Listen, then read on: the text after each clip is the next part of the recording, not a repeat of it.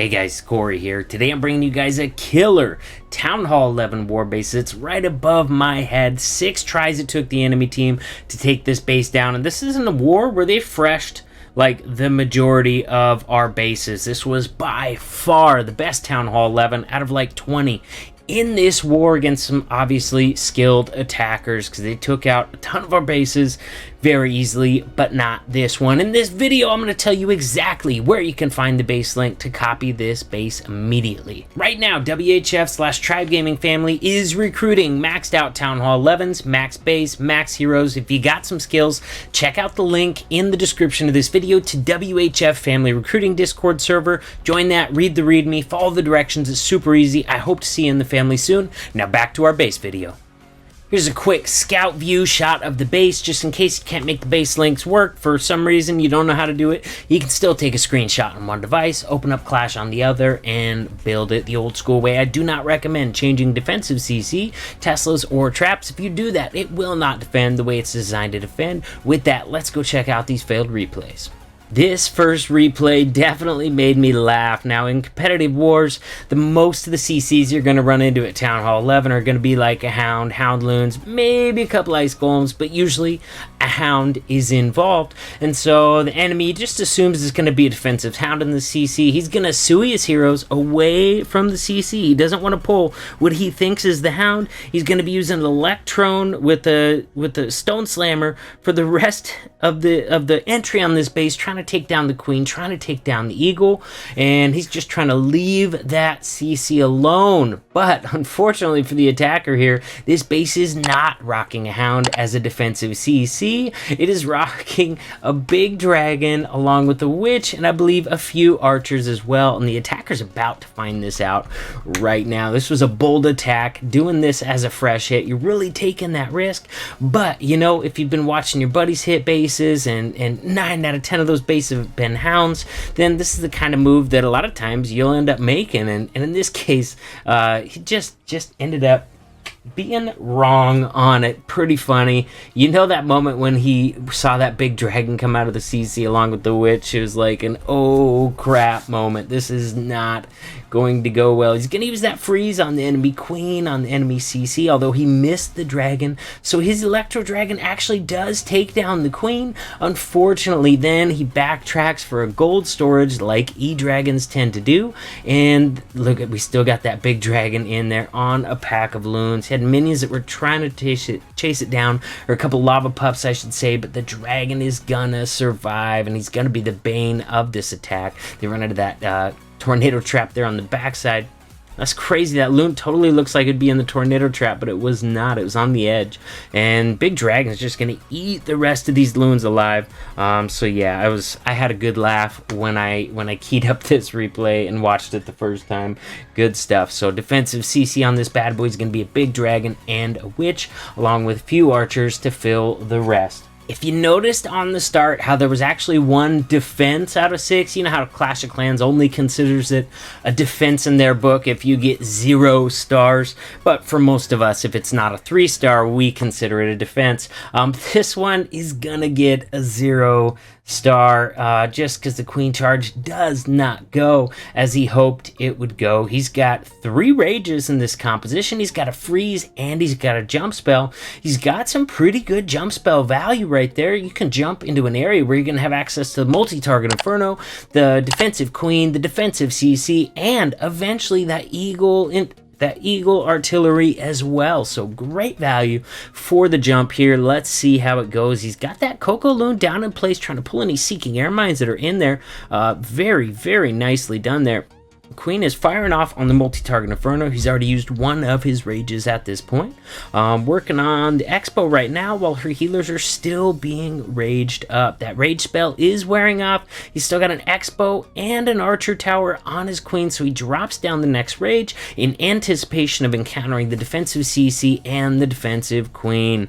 He uses a free spell because the CC and the Queen all greet him right at the same time, but oh my gosh, this is the point. Oh my gosh. This is the point where the attacker realizes he does not have a poison spell for that witch. Many CCs, it wouldn't matter. You could just chew through anyways. But a witch CC is going to be the one CC that you definitely want to have a poison to deal with Ouch. We got another attacker that's going to try that exact same charge, though, so hang in there for that. Alright guys, here we go. We've got a queen charge minor attack coming in on this base. Now, attacker here is going to be trying to use that exact same charge, but he wisely has a poison in his composition. You really don't want to go doing queen charges without a poison. You know, they really help you clean up the lava pups with a hound much quicker. And especially, like we just saw, if there's any sort of a defensive witch in the CC, you really don't want to face off with a witch, or especially multiple witches possibly, without a poison spell. A lot of other ones, you know, you could get through if you had to just fine. But anytime you've got a damage CC in there, then it really does a good job of slowing down their attack speed and decreasing the amount of damage they're doing, usually saving you from having to pop your ability alongside your rage spell. So we got that exact same queen charge. This one's gonna go this is like identical to the last queen charge. She's targeting that expo right there, stepping up, triggering that skelly trap there. Her healers are in range while she's stuck dealing with the skelly trap, so she's going to lose at least a healer to that, almost loses two. Steps up into range of the defensive CC and the archer queen at the exact same time. That's going to end up being a lot of firepower for her to deal with. He missed that poison a little. Oh my god, no way! No way! I was gonna say, that witch stayed out of the poison and he missed the Archer Queen in the poison as well. So Archer Queen takes him out. He uses up all his rages, uses up his ability, and he's got 3 heals left for the rest of this base, but he has killed the CC, and that's all you really have to kill on a minor attack. Just, unfortunately, there's a lot of base left. His healers went down right after his queen did, so there's really not gonna be any sort of value from a healer transfer over to the miners on this. Normally, if your queen goes down and you're using miners or hogs, a lot of times you can get some extra value from those healers on a healer transfer. Not going to be the case on this one, and because of that, there's just going to be too much base left to chew through. So there we go. Difficult charge. Obviously, we've seen it a few times. We've seen this is going to be a tricky charge to get done. You make one small mistake, and that's going to be enough to end your attack early. Attacker's not giving up, but he's out of spells at this point. Had several wizards up there left over that were coming out of that siege barracks, but they don't get a whole heck of a lot done after the funneling, going down to that tornado trap right there. And as you guys can see, we just don't have enough miners left on the board. They're stuck on high hit point structures like the town hall, like storages, while the archer towers are picking away at them. Just not enough. So we're going to speed it up to ×4. And guys, now, I'm going to tell you exactly where you can find the base link to copy this base. If you scroll down to the very bottom of the description of this video, the last thing in there will be that base link.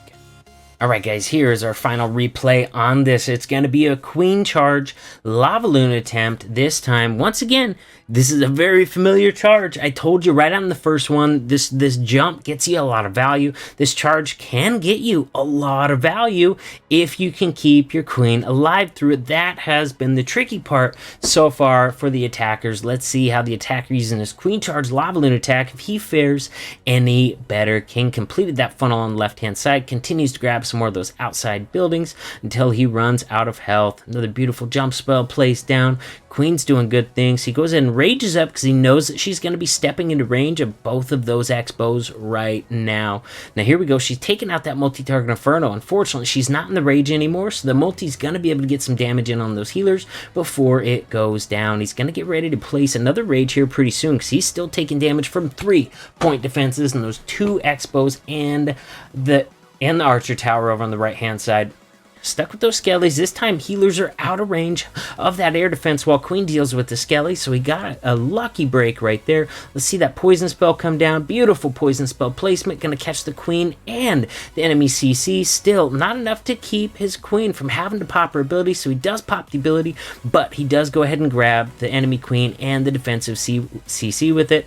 Unfortunately, when he popped that ability, the archer tower retargeted onto his healer, so he's running out of healers rather quickly now. Now he's got to make the choice. Does he want to use another rage to keep his Queen alive, or does he want to save that rage for the Lalo? Oh man, he should have raged the Queen because she does not get the Eagle Artillery down. Look at the damage on that thing. It's just got a sliver. Now because of that, that Eagle Artillery is going to be raining down hell down on those remaining loons. Oh man, would he have gotten Lalo anyways? I don't know. I don't think so. Look at this. The Expos on the entry never got taken care of. Anytime you're going to skip defenses, especially such a high value defense as the Expo, if you look at the Loons having to split up in 2 separate directions now, got a few going towards the Expo and only a few going to the right around the rest of the ring of defenses there. So I don't know if this Lalo would have been successful even if that Eagle Artillery went down, but having that Eagle stay up definitely did not help matters at all. All right. So on the screen right now, you guys should see a link to my War Bases playlist. In there, I've got tons of killer war bases, unbeaten war bases, everything from Town Hall 10 all the way up to Town Hall 13. So check that out for the more bases with links. Center of screen, there's going to be a button to subscribe to the channel. So do that, and I'll see you soon. Thank you for hanging out. I'll see you in the next video.